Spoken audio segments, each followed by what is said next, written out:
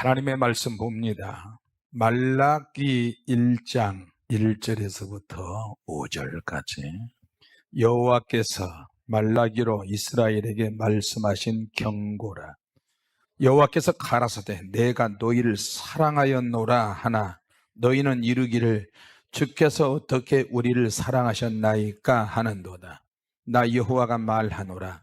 에서는 야곱의 형이 아니냐.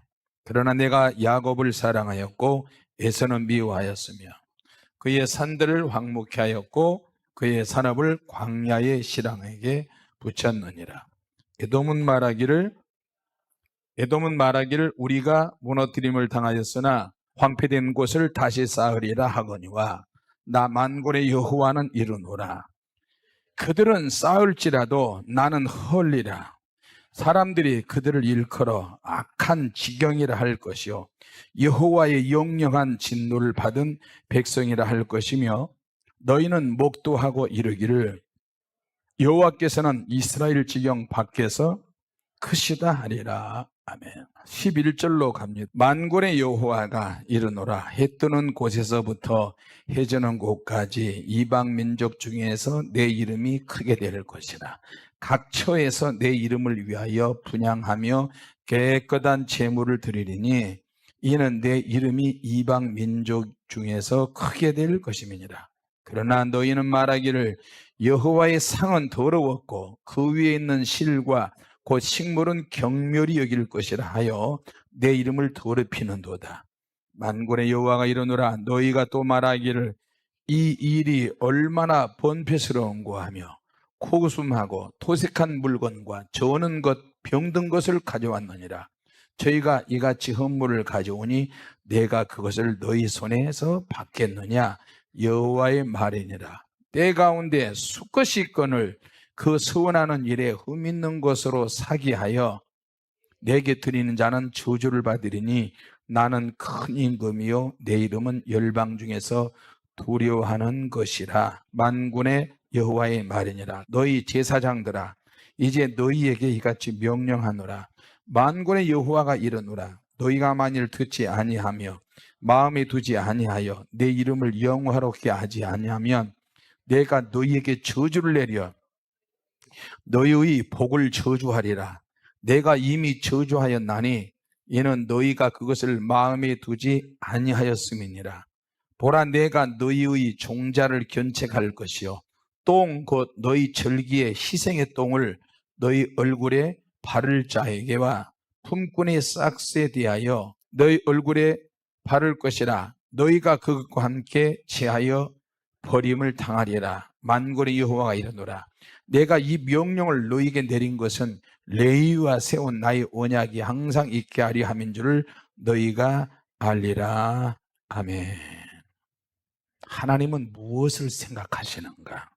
이 주제는 굉장히 두렵고 무섭습니다. 말라기서 1장, 2장에 있는 이 말씀은 하나님께서 제사장, 주의 종들과 성도들을 향해서 강력한 책망을 하고 계십니다. 그것도 그냥 책망하신 것이 아니고 완전히 묵사발을 만들어 버리십니다. 심지어는 하나님은 2장에 그들의 얼굴에 짐승의 똥을 발라버리게 하신다고 했어요. 레위 직분, 제사장들, 그 제사장의 직분을 완전히 뺏어버리겠다고 말씀하시고요. 내가 너희의 얼굴에 짐승의 똥을 바르고 오물을 던져버리겠다 말씀하십니다. 그리고 얼굴 자체를 들고 다니지 못하게 하신다. 2장 3절에. 왜 그런가? 사명을 제대로 감당하지 못하기 때문에 하나님 직분을 뺏어버리신다고 말씀하십니다. 우리 하나님의 말씀은 우리에게 정말로 부담이 되는 내용들이 많습니다. 아니 이스라엘 백성들이 어떻게 하길래 제사장들, 죄종들 얼굴에 똥을 발라버리고 짐승들의 소변, 더러운 오물을 막 찌끄리고 던져버리겠다고 말씀하십니다. 왜 그러냐면 이스라엘 백성들은 예배 때문에 문제가 된 백성이에요. 하나님의 말씀을 들었는데 은혜가 되는 것이 아니라 회의를 품었어요. 이스라엘 백성들이 예루살렘이 세계 중심이라고 생각을 했거든요. 전쟁에 쳐서 포로로 끌려가서 가보니까, 바벨론으로 끌려가 보니까 세계가 어마어마하게 컸어요. 이 자기들은 예루살렘이 중심인 줄 알았더니 아닌 거야. 포로로 기환해서 예루살렘 성전을, 조그만 성전 하나 지어놓고 거기서 예배를 드리는데, 우리가 사는 이 예루살렘에 조그만 성전을 지어놨는데 이 조그만 성전에 예배 드리는데 무슨 소용이 있어? 근데 막 속상하고 회의를 품게 생겼어요. 그러다 보니까 예배가 등한시 예배가 돼요. 여러분, 성경에는 하나님께 나올 때 솔직하게 이야기하면 헌금 이야기하는 게 목회자가 제일 어렵습니다. 가난하든 돈이 있든 없든 헌금 생활이 합격을 해야 물질의 복을 받습니다. 할렐루야. 그래서 하나님께 나올 때는, 언제든지 하나님께 나올 때는 빈손으로 오지 말라 그랬어요. 빈손으로 오지 말고 하나님께 늘 예물을 준비해서 드리라 그랬어요. 이게 성경적이에요. 물질을 드릴 때 하나님 물질의 복을 주시고, 몸을 부려서 건강할 때 건강을 드릴 때는 건강 주시고 그래요. 크든 적든 예물을 준비해서 거기다 기도 제목을 써서 자기 이름을 쓰고 하나님께 온전하게 예배드리고 헌물을 드리는, 헌금을 드리는 거예요. 저도 우리 교회 자녀들에게, 우리 학생들에게, 청년들에게, 우리 교인들에게도 그렇게 이야기해요. 이번에 인도 가서 헌금을 좀 가르치려고 그랬더니 인도 그 담임 목사, 평일날 집회하는데 헌금하자. 매일 예배드리면 헌금을 드려야 되잖아요. 노 이런 거예요. 자기 교회는 너무나 가난하니까 헌금할 사람이 없대. 사람은 많은데. 그래서 예배 끝나고 나서 너 이리 와. 파스터 라비, 컴온. 성경에 어디 그런 게 나와서 가난하니까 헌금하지 말라고? 부자니까 헌금 많이 하고? 성경에 그런 게 어디가 있어? 하나님께 나올 때 빈손으로 오지 말라고 그랬는데 왜 헌금 못 드리게 해? 믿음으로 예물을 드려야지. 내가 가난하니까 작게 들고 부자니까 많이 들고 그게 아니고, 하나님 앞에 나올 때는 11조 제대로 하고 주님 앞에 예배드려 나올 때는 반드시 예물을 준비해서 드리는 거예요. 그게 구약에서는 짐승을 잡아서 예물을 드리는 거하고 똑같아요. 아멘 합시다. 액수가 크든 적든 간에 하나님 앞에는 진짜 믿음으로 예물을 드려야 돼요. 그게 성경적입니다. 그래서 내가 막 야단을 쳤어요. 너는 교인들을 가난하게 만드는 목사구나. 왜 교인들을 영적인 것만 가르치고 기도하는 것만 가르치고 성령 충만한 것만 가르치는데 왜 가난하게 만드는 거야? 실질적으로 성도들이 가난한 거는 목회자 책임이야. 내가 좀 덜 먹어도, 못 먹어도 하나님께는 미리 예배 드릴 때 제대로 미리 와서 헌금 봉투에다 딱 준비해서 이름 쓰고 중국 돈이든 대만 돈이든 한국 돈이든 간에 예물을 드려요. 그게 진짜 신앙이야. 할렐루야. 할렐루야. 오늘 문제가 뭐냐면 이스라엘 백성들이 예배에 문제가 생긴 거예요. 예배. 여러분, 신앙 고백은 마태복음 있는 말씀처럼 주는 그리스도시요 살아계신 하나님의 아들이십니다. 이런 것만 신앙 고백이 아니고요. 그것도 역시 신앙 고백이지만 신앙 고백은 내 신앙을 고백하는 거잖아. 기도도 신앙 고백이 될 수 있고 헌금도 신앙 고백이 되는 거예요. 헌금을 가지고 하나님께 예배 드리잖아요. 하나님께 드리자. 이게 신앙 고백이야. 그리고 그것뿐만 아니고 신앙 고백은 우리 생활 속도 다 있어요. 내가 평소에 입에서 혼자 있을 때, 친구 만났을 때, 아내하고 이야기할 때, 부모 자식 간에 이야기할 때 내가 입으로 내 생각과 마음으로 내가 평소에 무슨 말을 하는가, 이것이 신앙 고백이라니까요. 평소에 하는 말이 신앙 고백이야. 그 사람이 신앙이야. 입에서 툴툴거리잖아요. 원망하고 불평하잖아요. 그 사람이 신앙이야. 그게 그 사람이 신앙과 그 사람의 신앙의 고백이 그거밖에 안 돼요. 그러니까 툴툴거리니까, 시기하니까, 질투하니까 그게 그 사람이 신앙 고백이야. 근데 우리는 신앙 고백을 너무 멋있게 하려고 그래요. 기도 시간에 교회 와서 이것만 해. 찬양하는 것만 신앙 고백일까요? 평소에 그 사람의 생활 습관이 신앙 고백이에요. 같이 합시다. 평소에 생활이 신앙 고백이다. 할렐루야. 하나님은 내가 하나님께 예물 드리는 이것도 신앙 고백이에요. 물질에 대한 신앙 고백이에요. 기도에 대한 신앙 고백도 있고 찬양에 대한 신앙 고백도 있고, 하나님 내 가난 좀 풀기를 원합니다. 힘들지만 생활비 일부를 드립니다. 뭐 먹으려고 하는데, 이동까지 뭐 먹으려고 하는데 헌금을 드려버리면 먹을 것이 축소가 됩니다. 그런 날짜 내 신앙을 물질로 고백합니다. 그거예요. 찬양을 할 때 찬양으로 신앙을 고백하고, 봉사로 신앙을 고백하고, 말씀으로 읽으면서 말씀으로 신앙을 고백. 신앙 고백의 종류가 수도 없이 많은데 우리는 두리뭉실하게 한 가지만 딱 생각하는 거예요. 지금 이스라엘의 병이 그런 겁니다. 고문이야, 고문. 매일 예배드리는 게 고문이야. 제사장들에게, 레위지파장들에게 고문이야, 고문. 왜 고문인가? 제사장은 백성을 대신해서 하나님 앞에 나아가는 거거든요. 백성들이 죄를 지으면 그 죄를 다 덤터기 써서 백성들이 지은 죄의 값으로 인해서 죄를 짓는 분량에 따라서 수껏 짐승을 잡아서 하나님께 예배를 드려야 돼요. 수컷. 집에 수컷이 굉장히 많이 있어. 그런데 이스라엘 백성들이 볼 때, 아, 수컷은 너무 아까워. 너무 덩어리가 커. 그러니까 보니까 병든 짐승이 있단 말이에요. 병든 거. 2장에 그런 게 나오잖아요. 더러운 짐승이 있어. 그것은 가치가 없어. 병든 것이 있어. 하나님께 드리는 떡, 이런 것도 곰팡이난 것을 드리는 거야. 첫 열매를 하나님께 드려야 되는데 상한 거, 곰팡이 난 것을, 곰팡이 핀 것을 하나님께 드리는 거예요. 떡뿐만 아니야. 짐승도 깨끗이 못한 짐승을 1장 8절에 보니까 제물들의 숫자는 모자람이 없었는데 자세히 살펴보면 전부 짐승들이 눈이 멀었어. 다리를 막 절어. 짐승 다리를 절어. 그리고 겉은 멀쩡한 것 같은데 짐승의 눈에 눈곱이 있고 다리를 절고 병들고, 그런 것들만 골라서 하나님께 제물로, 그런 것들만 골라서 하나님께 제물로 바친단 말이에요.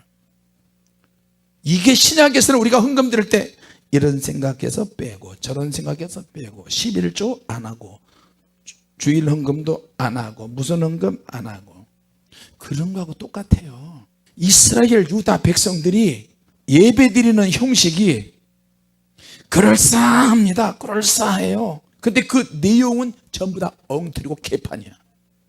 그들은 사람들도 받지 않을 그런 제물을, 완전히 썩은 제물을 하나님께 바치는 거예요. 왜? 예배가 변질되고 예배가 형식적이고 예배가 하나님이 받으실 만한 예배가 아니니까 그런 거예요. 조그만 성전이에요. 야, 우리가 포로생활 내봤어? 다른 나라 다 가봤어? 우리나라 제일 적어. 코딱지만 해. 어차피 하나님께 예물을 드리는데 하나님이 직접 잡수시지 않잖아. 불러 태워서 드리는데 뭐 다 태워버릴 제물이니까 나쁜 것 바쳐도 상관없어. 병든 것 바쳐도 상관없어. 눈먼 것 바쳐도 상관없어. 다리 저는 것 바쳐도 상관없어. 그렇게 생각을 하면서 하나님께 드리는 거예요. 하나님께는 그런 것들을 아무리 많이 드려도 응답이 하나도 나타나지 않은 거예요. 여러분, 타락이 왜 온지 아십니까?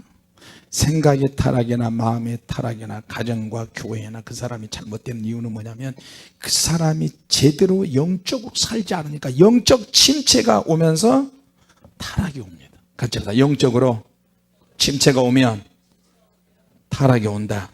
전통적인 예배, 형식적인 예배는 결코 정상이 아니었어요. 그러면서 이스라엘 백성들이 회의를 품었어요. 속에. 바빌론이 망하고 예루살렘에 돌아올 줄 알았더니 또 다른 강대국이 나타나서 포로로 또 잡고 있네. 세계가 막 격동을 합니다. 하나님께 예배드리는 게 무슨 소용이 있어? 성전 조그맣게 지어놓고. 그러니까 자꾸만 회의를 품게 되고, 제사 드리면서도 제대로 된 제물도 제대로 드리지 않고, 이방 사람들과 막 결혼도 하고, 제사는 제대로 드리지 않고, 결혼 언약을 깨버리고, 도저히 제사장들이, 영적인 제사장도 있었지만 제사장들이 타락을 해서 도저히 이스라엘 백성들이 생활할 수 없도록, 영적으로 살 수 없도록 만들어 버렸어요. 하나님께 예배만 제대로 드려도 여러분 가정 지킬 수 있습니다. 아멘 합시다. 우리가 영적으로 발버둥을 치면서 살면 가정, 교회, 나라, 민족 다 지킬 수 있습니다. 할렐루야.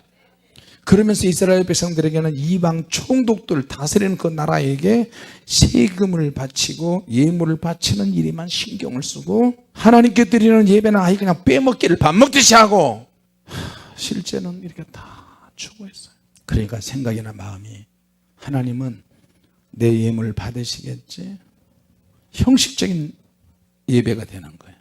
자, 그래서 이스라엘 백성들의 예배는 부실공사예요. 여러분, 예배에서 성공해야 하나님께서 축복해 주시고 회복시켜 주실 줄로 믿습니다. 할렐루야. 중요한 것은 제사장이 타락했다는 거예요. 제사장이 하나님을 두려워했다면, 아무개 성도님, 이 헌금 어떻게 난 거야? 어디서 난 거야? 왜 이렇게 눈알이 빠진 짐승을 가지고 왔지? 왜 다리 저는 짐승이 왔지? 왜 이렇게 퍼짐이 있고 곰팡이가 피는 이런 짐승을 가져왔지? 이거 하나님이 안 받으십니다. 가져가고 멀쩡한 수컷을 좀 가져오세요. 그건 죄입니다. 이스라엘 백성들은 하나님께 제물을 드리는데 그렇게 생각을 했습니다. 그래도 아무것도 안 바치는 것보다 드리는 것이 나으니까, 내 형편이 이러니까 상한 거, 눈먼 거, 그거 해도 하나님이 다 이해해 주실 것이다. 그래서 바치는 거예요. 근데 하나님은 하나님이 반응하십니다. 성전문을 닫아버렸으면 좋겠다. 너희들이 그런 식으로 예배를 인도하고 그런 식으로 예배를 생각하다니. 하나님은 기계적인 예배 굉장히 싫어하십니다. 자동적인 예배도, 자동적인 관계도 싫어하십니다. 하나님은 형식보다 중심을 보시고요, 상한 마음을 보십니다. 아멘. 하나님 앞에 가니까요, 내 생각이 책처럼 쫙 펼쳐져 있어요. 그동안에 내가 마음 먹은 거, 지금까지 목회하면서 연단받은 거, 하나님 보좌 앞에 가니까 생각과 마음과 뜻과 내가 지금까지 해왔던 모든 것이 책으로 쫙 행실이 다 펴져 있어요. 무서운 거야 이게. 많은 행위 책들이 눈앞에서 자동으로 펼쳐져서요. 어떻게 하면 좋아요? 예물 드리는 거, 도둑질한 거, 죄 지었던 거. 근데 희한한 것은 지금 예수 믿고 구원을 받았는데 죄를 지었던 목록이 쫙 있는데 보니까 하나도 기록된 게 없어요. 우리가 지은 죄가 예수의 피로 인해서 지워진 흔적은 있어요. 지워진 흔적이 있어요. 할렐루야. 그래서 예수 피가 좋은 거 아닙니까? 같이 한번 주님 감사합니다. 주님 감사합니다. 우리의 감정도 책을 펼쳐놓은 것처럼 감정이 쭉 기록이 되어 있고, 생각이 기록이 되어 있고, 행적이, 행실이, 말이 기록이 되어 있고, 하나님은 우리의 모든 것을 책을 펼쳐보듯이 다 보고 계십니다. 내 생각, 감정, 앉고 일어선 것, 내 머리털이 몇 개인지 아시고, 그러면서 주님께서 그러시는 거예요. 너의 마음을 나에게 주어라. 주님의 마음, 주님께 내 마음을 달라는 거예요. 내 전체를 다 달라는 거예요. 할렐루야. 그렇지 않으면 나는 외식하게 될 것이다. 한마디로 말하면 내 안에 하나님을 만나는데 걸림돌이 아직도 많이 있다는 거예요. 걸림돌. 내가 하나님 앞에 죄 문제가 해결되지 않은 상태에서 봉사하는 것은 무의미합니다. 의미가 없어요. 우리가 한번 어떤 죄를 지으면 죄는 통제가 안 됩니다. 죄는 장성하고 자라기 시작해서 결국에는 나를 잡아먹습니다. 사망으로 나를 이끌어 갑니다. 그래서 우리가 기도할 때, 주님, 오늘도 내가 새치 혓바닥으로 죄 지은 거, 생각으로 죄 지은 거, 마음으로 죄 지은 거, 행동으로 죄 지은 거, 혹시 그런 거 주님 용서해 주십시오. 잘못했습니다. 막 싹싹 빌어야 됩니다. 매 맞을 사람한테 가서 막 잘못했다고 싹싹 비는 것처럼 싹싹 빌어야 됩니다. 싹싹. 그냥 살살 회개하지 말고 막 눈물을 뚝뚝뚝뚝 흘리면서 용서해 줘. 정말 잘못했어. 왜? 죄를 지으면 통제가 안 돼요. 죄는 반드시 죄의 싹은 사망이고 죄가 막 자란다는 거예요. 그래서 우리가 예배를 매일 드리는 이유는 오직 하나님의 말씀과 기도와 성령의 능력으로 막 죽여야 되거든요. 죽여야 돼, 죽여야 돼. 아멘 좀 크게 합시다. 성령의 능력으로 죽여야 한다. 시작. 할렐루야. 죄 문제가 해결되지 않은 상태에서 봉사하면서 툴툴거립니다. 통제가 안 돼요. 이스라엘 백성들은 우리나라가 저 나라 밑에 있네, 빨리 세금을 막 걷어서 막 받잖아. 하나님께 드릴 예물보다 세금을 더 알차게 걷어서 수것이든 남것이든 돈 되는 것을 다 갖다 바치는 거야. 그래서 말라기 시대 제사장들에게, 성도들에게 주님은 강력하게 책망하고 계십니다.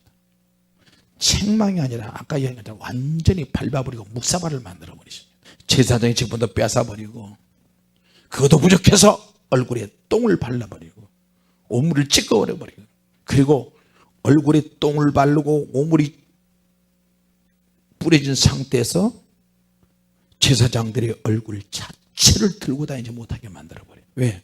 사명을 제대로 감당하지 못했기 때문에. 직분을 다 뺏어버립니다. 죽는 일이 많아집니다. 왜냐하면 하나님은 살아계실 뿐만 아니라 거룩하신 분이기 때문에.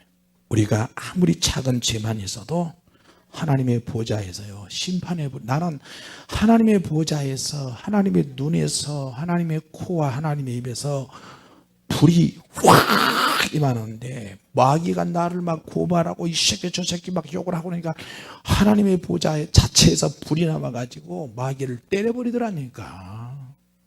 자동으로.